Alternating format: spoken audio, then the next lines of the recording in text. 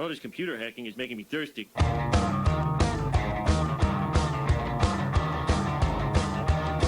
I wanna do is drink beer for breakfast. Suds and security. All I wanna eat is them barbecue chips.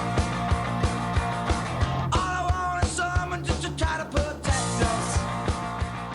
So welcome to Suds and Security Video Podcast, Episode 1. Suds and security. What an appropriate name. We are your hosts. I'm Greg Skazny. It's John Benkert. I'll let John introduce himself and give you a little bit about his background. All right, so John Benkert, been in data security and data recovery for about 25 years. Love every minute of computers, love every minute of Greg, and looking forward to doing the podcast for everybody. So maybe you guys can learn a little bit more unusual things and cool things that are out in the world of security. I'm Greg Skazny. I've been in InfoSec for about 15 years. I currently run a company called Cybersecurity Defense Solutions along with John. And we're here to, talk a little bit about why we want to do this podcast. There's a lot of great InfoSec podcasts out there right now. We're not trying to compete with those. A lot of those are very technical and done by some really, really good guys out there. Our goal is a little bit more specific, is where we want to kind of bridge that gap between some very technical information when it comes to information security and cybersecurity and normal end users and business owners, so they can kind of get the most out of understanding where their risks are and what they can do to kind of protect themselves at a level they can understand and have a little fun with some brews along the way. So you'll learn that Greg's the very, very, very technical person, and I'll break it down and make it easy for you to understand, because that's the only way I can understand it, so it works out great. Yes. We're hoping that we're able to make you think a little bit differently about security, different things that you should do to protect yourself, but also what's going on out there in the world, and discuss topics that are relevant today, right? To everybody, Absolutely. Not just businesses, but individuals too. Yep, and this podcast is brought to you by CPR Tools, the leader in data recovery and data destruction around the world. And CDS, Cybersecurity Defense Solutions, the leader in cyber defense solutions. Excellent. So we're going to start off with a few announcements. We're going to talk about on April 2nd, we have an event coming up called Geek Sweep. I'm going to let John kind of give you the background on what's going on with Geek Sweep. All right, so Geek Sweep is going to be here in Fort Myers. It's hard to say after 4 beers. It's going to be here in Fort Myers, and we're going to do it downtown Fort Myers, where we just recently relocated both companies, CPR Tools and CDS. And it's really about educating the public and letting the end user, not just IT folks, but end users, normal folk like me, understand security, understand what their responsibilities are, understand how to do different things. We're going to have some cool things. The Fort Myers Police Department will be represented. Hopefully we're getting the Sheriff's Department down here. We've got some news organizations that are going to come down. We're going to show you how to erase data from drives so it's not recoverable anymore. We're going to have some Talk Nerdy to Me, and Greg's one of the speakers. We also have Carrie Kursky, who's an identity fraud expert. Identity theft person, yes. So she's going to be down here, and we're going to have free seminars. So basically you're going to learn all about security, and we're going to have some fun and enjoy it, and hopefully people are going to show up and have some fun. Yeah, so if you're around lovely downtown Fort Myers on April 2nd, come see us. April 2nd, that's right. It'll be a lot of fun. Like I said, data destruction is something people don't usually think about, especially home users and things like that. Being able to get rid of that data on your old devices is something that is extremely important. You should think about it, especially before you sell or donate that laptop or that phone or even that GPS, to be honest with you. That's another thing that we talk about is don't donate your GPS without clearing out the data. Yeah, the home button. That's let's it. figure out how to get there. So we're going to talk about a few news items here real quick. Leeelections.org. Let's talk Beautiful. about that. Yeah. They were hacked, I heard. Well, yeah, so it seems that someone running for the election supervisor decided that it would be a good idea to get his buddy, who is a cybersecurity guy, to see if the leeelections.org website was vulnerable. And it always a great idea to do. Have a couple beers and hack into a website. It's great. Basically it was, and they were able to download some passwords using a technique called SQL injection. What's SQL stand for? So, yeah, structured query language. All right, just wanted to make sure we had that right. But basically, they were able to, get the username and password to the current election supervisor and log into the website. They did this on YouTube for everybody to see. So not only did they hack into it, but they videoed and then showed themselves doing it? Yeah. Awesome. And that brings up a question for me. Just Thumbs real up, guys. Quick with the news. Now, is that ethical? And that's something that we talk about with some of the things that we do on the CDS side. We get permission to go in and look at vulnerabilities. Keyword on website. permission. And that's it, permission. But that brings the question to me is like the leelections.org website is essentially owned by the people, right? It's a taxpayer-funded organization. It's a government organization. So do you need permission to look at that? Yeah, to, so I to don't scan it? I don't think to scan it probably, right? I mean, I don't think you need permission to scan it. I think once they stepped across the border and got the usernames and the passwords and then entered those, or that one particular one that they entered, and then or any. and then actually logged into it. Well, I just know they did one for sure. Yeah. Because they showed that on their YouTube video. I think that's where you cross the line. I mean, honestly, for me. Yeah, and I think that, in my opinion, is that probably scanning the site was not ethical, in my opinion. I mean, that's something that I don't think we would do. Or at least I wouldn't do without permission. I mean, I like how you clarified that. Well, John may do it, but I won't. I don't for wanna any s- I don't wanna FBI speak for agents you. out there watching. John may do that. I don't want to speak for you, but I think that even whether you're doing security research or no matter what you're doing, if you're going to scan any public-facing website and you're not the owner of that site, again, I think that questions ethics a tad. Sure. And I do agree. The second that you decide to actually log in and breach the site, that now you've kind of crossed the. I mean, what do you think about if the individuals or individual would have called the organization first and said, "Hey, I did this," and maybe didn't log in, right? But I scanned and I found a vulnerability, right? That's okay, fine. right? Yeah, that's a great point. There are security researchers out there who try to break software, all day long, right? And then there's a thing I think that, and there's a process of responsible disclosure that most companies will use, right? So if I'm a security researcher, I found a vulnerability in your software or your website. You're supposed to give the manufacturers a 90 days, right, to check the vulnerability, resolve that vulnerability before you make it public, right? Obviously, they didn't do that. They thought it would be better just to go ahead and. Well, we know why it was being done, Yeah, that way, right? exactly. I mean, you're running for the election or for the supervisor elections position. So yeah, I would say not smart. So Yeah. I also saw, and we've gotten several phone calls about the ransomware attack at the Los Angeles hospital out there, and they paid $16,000 or $17,000, right? What do you think about that? So ransomware is a big problem. Yeah. Ransomware is something that's been going around for a long time. It's a moneymaker, isn't it? It's a huge For bad moneymaker. They estimate anywhere between $25 and $35 million a month is made on ransomware. I mean, that's the kind of money you make. I wish.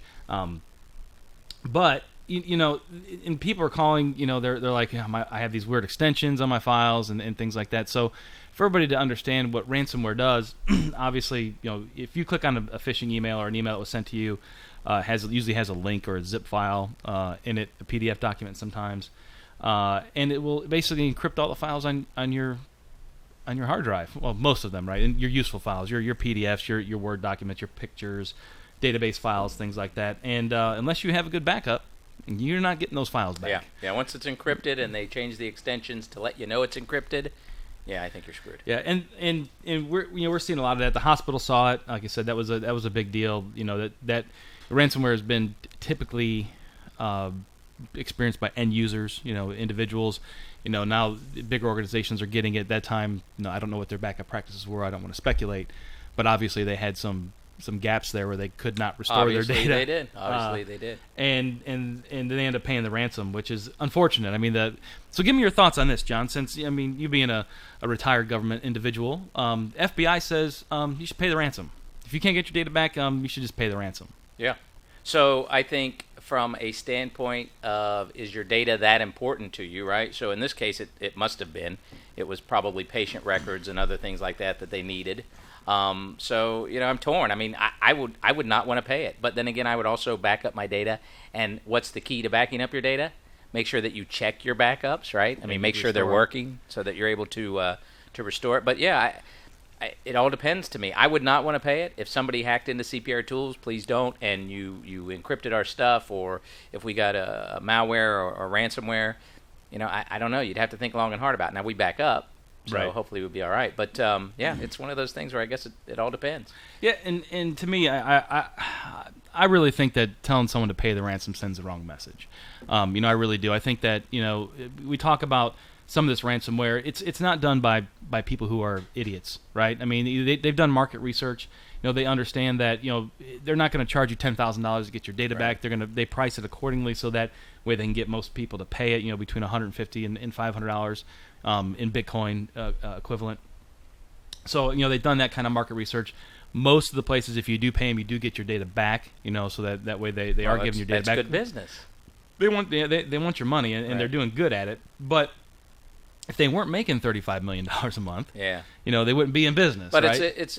And I understand what you're saying. But for me, honestly, it really depends on how much your data is worth to you. I mean, honestly, and obviously, a hospital, they're probably making a hell of a lot more than $16,000. Yeah, and I guess I don't disagree with the business value of their data. You're saying right? the FBI or a government Well, entity. I'm just saying, someone who that the average user would go, well, the government's telling me I should pay the ransom. It's a valid point. It's concerning to me. I think it sends the wrong message, in my opinion. That's again, it really depends on you. You should start at the beginning, right? Make sure you keep your. I mean, we're both admittedly not huge fans of antivirus and malware software, but I dare someone run a network without it, right? Or dare you run your computer without it.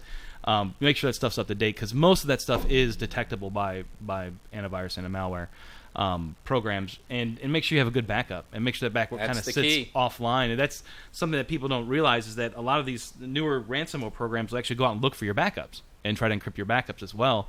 So the practice of actually backing up your computer and keeping it offline so it can't see that kind of backup is good. So backup is the key. If you don't want to see me, that's a data recovery thing. It's absolutely true too, because backups is, I got to take off my watch because this whole banging thing. Boy, you used to do it on the radio station all the time. You used to drive me crazy. I'm kind of a watch guy, so that's one of those things. I'm a watch guy too, but I don't bang it on the tape. Now I'm going to start coughing. So there's a couple new, and just to kind of finish out the ransomware thought real quick, there's a couple flavors of ransomware going around. A new one's called Locky, L-O-C-K-Y.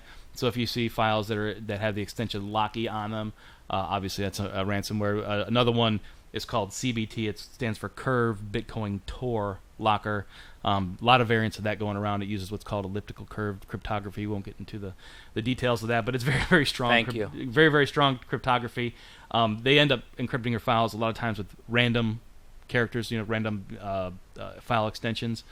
We've seen a few of those come in the shop here lately too. So, be careful. I think it really comes down to, especially with a lot of this stuff, whether it's ransomware or other types of malware that people may encounter on their computers, that they really have to be careful about what they're clicking, where they're clicking, the sites they're visiting, and what they're clicking on in emails, right? Most of this stuff starts off with a phishing email, right? So people are sending attachments, and we got one the other, we get them routinely.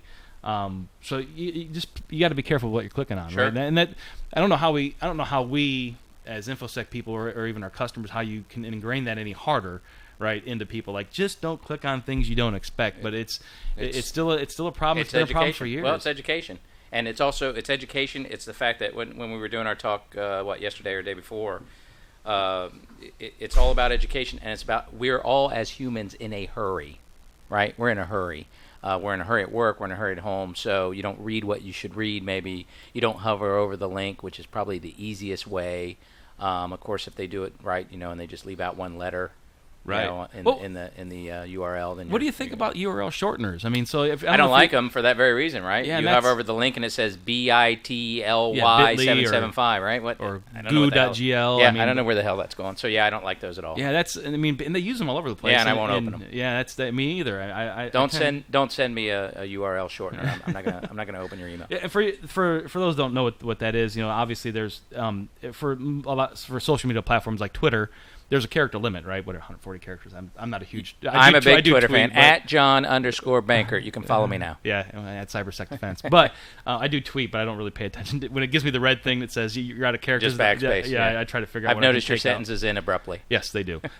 But to get around some of those limits, they use these URL shorteners, so you're not putting these huge URLs in there and things like that. So you can go to goo.gl, which is Google's URL shortener, and type in, give it a very long website to go to, and it'll shorten it down to a few characters. Same thing with bit.ly, bit.ly. And so when you see those things, it'll actually give you the short URL, then redirect you to the site that you were meant to go to. Right. But as an attacker, I think I can hide behind that pretty easily. I think it would be easy, even for you. And it's done. Yeah, it's done all the time. So all right, let's move on. Let's do it. So another thing I want to mention is backdoors. There's a few backdoors in the news lately, and that'll kind of segue, I think, into our main discussion. Backdoors are things in programs that either let attackers in, like other people in, right? And there's been a couple notable ones. So Komodo is an antivirus software company who has been in the news lately because they've had some backdoored software. So they've been allowing some questionable things into their antivirus and security products. So my opinion of Komodo is neutral, but having backdoors in your products is kind of an issue. Same thing with Linux Mint. So for people who aren't familiar, Linux Mint is a Linux distribution operating system you can put on your computer, and it's meant for end users. It's not a Kali Linux, it's not a Ubuntu, which Ubuntu is pretty easy to use too, but it's really geared towards that desktop experience in Linux. And they were hacked a few days ago, and someone remastered their image and uploaded an image to their website, hacked their website. Aren't all images hashed when you download off of these Yeah, places? and that's what we're going to talk about. And people were downloading a version of Linux Mint that had a backdoor Trojan in it, and putting it on their computers. So one thing people need to think about, and this is businesses, individuals too, if you download software off the internet, usually they'll give you what's called a hash. Some of them are MD5, some of them are what they call SHA 256 hashes or things like that. But it's basically a way you can run the program through this hash and check to make sure the numbers match. And there's instructions on the internet usually how to do that. And it's a really good practice that most people don't think about. Everybody does it. And not everybody does it. Yeah, no one does it. I do it all the time. Of course you do. Well, I'm paranoid. You are weird. I'm surprised you don't have on your tinfoil hat today, but we'll go ahead and continue. Yeah, we'll talk about that. So, backdoors in software, they're there. It happens all the time. I mean, we do it on penetration tests. I mean, there's programs we use like Backdoor Factory to actually insert malware into executables, which change the hash, right? So if you don't check the hash, then you just get the executable. We do it in forensics. We do it all the time. Check the hash of the hard drive. You got to do it. So that, checking your software, checking anything, the integrity is what it comes down to. Checking the integrity of your software on your computers, or that you're going to install on your computers, is very, very important, because it's easy. Sometimes you may be thinking you're getting a good executable from the download site you're getting it from, but if their security isn't as good as you think it is, someone could have uploaded a bad executable there, or a bad image, or a bad piece of software or something, and you're going to pay the price for that. Yeah. Right? So, and that wasn't a good one. So I think that kind of leads into our main discussion. What's our main discussion, and Greg? what everybody else is talking about. Apple. Love apples. Yeah, no, the Apple backdoor. Oh, the Apple encryption, the company, Tim Cook. Yeah. So this is something that John and I have been discussing. We've been kind of saving the discussion for here. I'd call it arguing, but go ahead. Yeah, but the issue is that we do sit rather close to each other in our daily work. We do. And it's hard not to argue this point between us, because we have a little different... Or discuss it, if you want to call it. I'm a debate guy. I like to argue, and my wife may agree 100% with that. She will. Yeah, she will. So my stance, I'll just go out and throw it out there, is I'm in agreement with Apple, just to be honest with you. I mean, I don't want anybody in my device. I don't want to give a backdoor into my device. I don't want to, and especially to anybody. I don't think that software should be out there. So and John thinks that. So you're a little bit Apple. I'm a little bit I'm Apple. a little bit FBI. Right. I like you remember that? That Yeah, could be a Donnie good Marie. song. Yeah, we should. You're a little bit Apple. Yeah, but I don't have your beautiful lungs. And I'm a little bit FBI. Right. That's awesome. All right, cool. So first, let's make sure we both understand, Greg, what exactly it is that the FBI is asking for. Because according to the court order, which I have in front of me and have read, they're not asking for them to supply any backdoor. They're asking for them to supply the ability to be able to input the code an infinite number of times, basically, more than 10 times, without it erasing the data. So, but that functionality does not exist currently. Apple does not have software to do that we know of. We know of, right. That would currently. So, what you basically have is a government entity telling a private company that asking. Well, when you get a court order, that's not asking, my friend. Not if the court agrees with you. Well, the court order which basically they obviously did in this case. There's a court order that basically says, I want to force a private company to write a piece of software, to develop a piece of software they don't have, develop capabilities that they don't have currently. You're forcing me to bring it up. And so that's that's an issue for me. I as a private company do not want to be forced to write anything by anybody that I don't feel I should have to. So let me ask you this though, because you're wrong. But let me ask you this: if I was to ask you, if I said, "Let me have your cell phone," and I want to break into it and I want to get the stuff off, you're going to tell me no, right? Of course. But what if your employer owns that phone? What are the rules there? Because in this case, his employer owned that phone, and his employer gave permission for the phone to be searched. Then his employer has bad practices, because if that employer was managing his devices properly, he would have an MDM on there, which stands for Mobile Device Management. Right. It's made for every platform. It's made so that the allows employer you, is a government entity. Well, then again, I don't know what to tell them. MDM software has been out there for ages. There's a lot of good ones out there. So, but my point is not whether or not they manage their assets correctly, but the fact that it was a employer's phone. The employer did give permission to the bureau to search the phone, and so the bureau's trying to do that, and of course they can't do that because they don't know the passcode. Well, and they messed it up to begin with. Well, right? So I mean, again, that has nothing to do with the court order.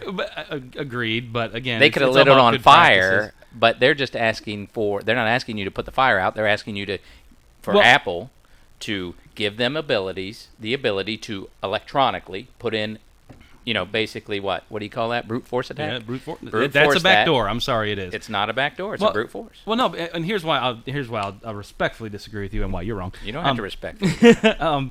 Anytime that you allow that's a vulnerability. So to me, if we're doing vulnerability analysis on a piece of software that allows, again, 1 million combinations to be brute force, which doesn't take very, very long. Right. Without some other kind of compensating control. So whether that's the limit of 10 times to do it before we delete the encryption key, whether it's that 80 millisecond delay between attempts, which makes putting in 1 million attempts basically unrealistic.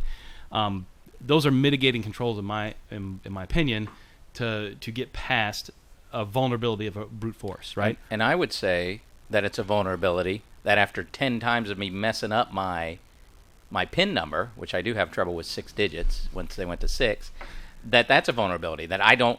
Right, I don't like that. Well, I think that's a vulnerability. But it's your choice as an individual whether to turn that on. I didn't turn right? mine on, but it's on. No, you can turn your passcode off.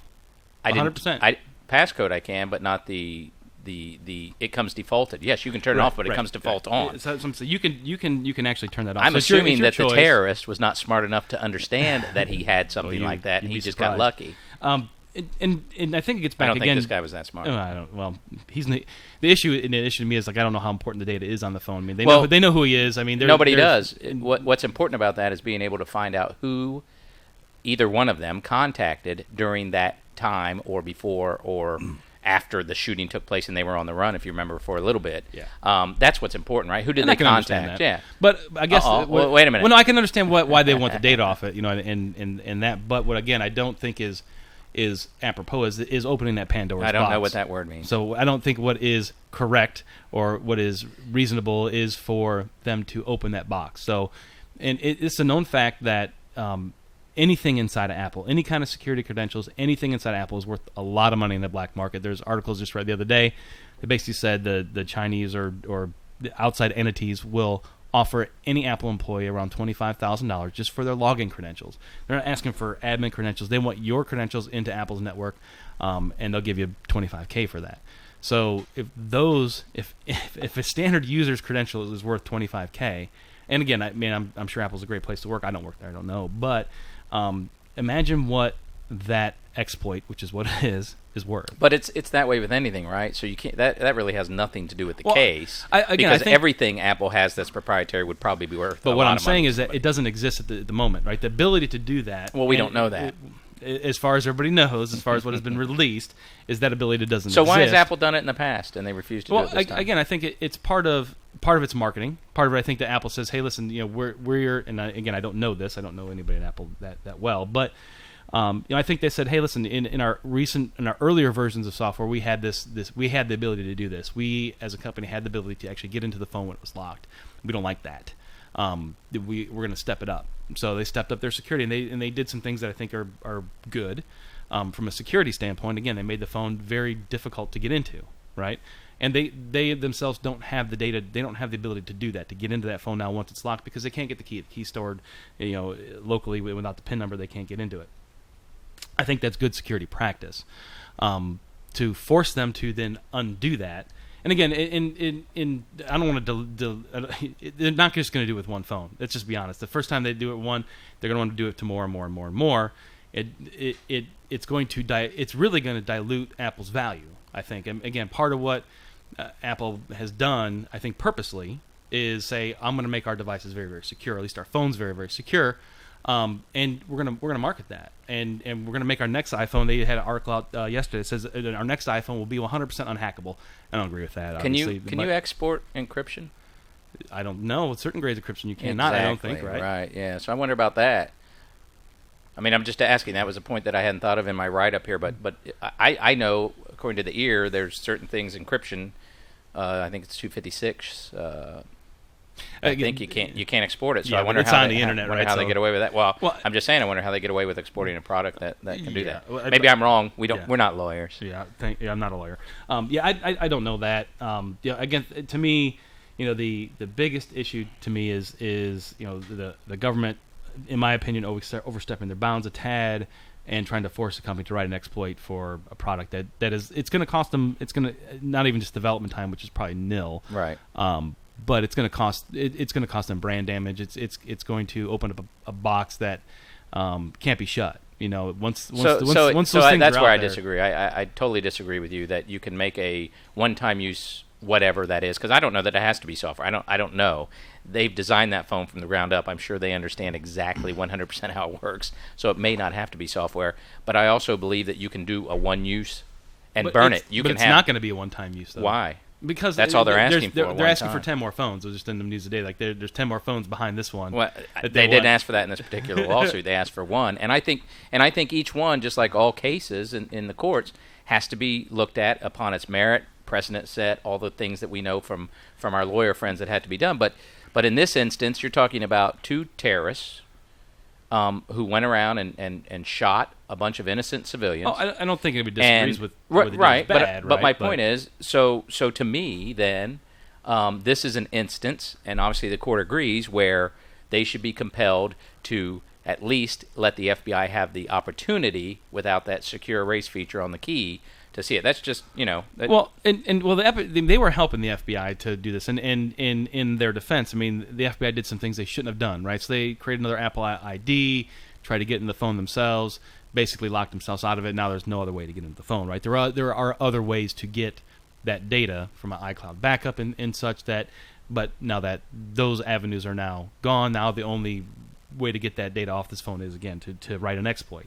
And again, I think that in whether, and I know that the opinions of whether the government is spying on us or not, neither here nor there, but it is a fact that giving the government this ability undermines the security of the phone that people bought into, saying that I want this device that's secure. I don't want anybody to get into it.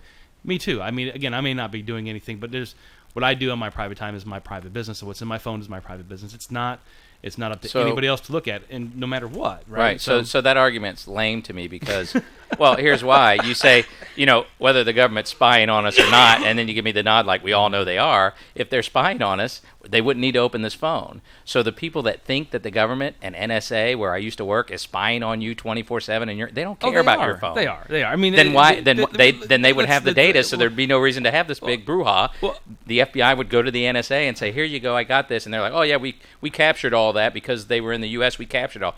It doesn't work that way. We don't do that. NSA doesn't do that. Just because that they don't look and decrypt, as far as we know, individual conversations and things like that are tough, doesn't mean they don't get signal intelligence and things like that from different types of encryption and what they're supposed to do. You can look that up on the web. And everything I do is looked up. Everything I do here is public knowledge, right? So again, it's just the ability to do that without my consent, right? So again, I think that, and more to that point, to me, unless it is, and I think that's where a lot of individuals have issue with what the government's doing. To me, it goes a little bit deeper. Being a business owner, I don't want to be forced by the government to do anything. They do right, that all the other time. than pay taxes, which I Right. have to They do, do and I that all understand the that. But I'm being forced. I'm glad to, you do. Maybe we can do a podcast on that because I understand why I got to pay so many taxes. I don't agree with it, but I don't want to go to prison either. I don't look good in a jumpsuit. Well, you do actually. Well, thank you. But it's that I'm forcing you to develop and basically harm your own product, right? And again, I don't think that's apropos. Yeah, I think it's a horrible argument. I think it's. I think I made it is the best points. argument. No, so let me ask you this: a Sure. hypothetical, right? I love hypotheticals. So you're at a mall, and you're enjoying your family and your day off, and it's beautiful and sunny because we live in Florida. What's a mall? I shop on Amazon. Okay, but in this instance, you're at a mall, and a terrorist comes and starts shooting people up, and maybe, God forbid, somebody ends up, deceased. I mean, does that change your mind? No, I'm a concealed weapons holder, so I mean, You're not going to. It's too late. By the time they've shot, you have to figure that out and then pull your weapon. But I mean, what does that change your mind? Because that's really, to me, and I'm I don't wish it on anybody, but to me. And my background, very well. Yeah. It's all about protecting Americans. Because I'll tell you one thing we don't do, and we don't do it very often, although it's becoming more and more that we have to start thinking about it, is we don't typically go to an event, or especially a mall. You may go to the Super Bowl and think about it because of all the security. But you don't go to a mall, and you don't think about, hey, am I going to get blown up with a backpack? Am I going to get shot? And overseas, they do think about that. Oh, sure. And they've been thinking about it for years.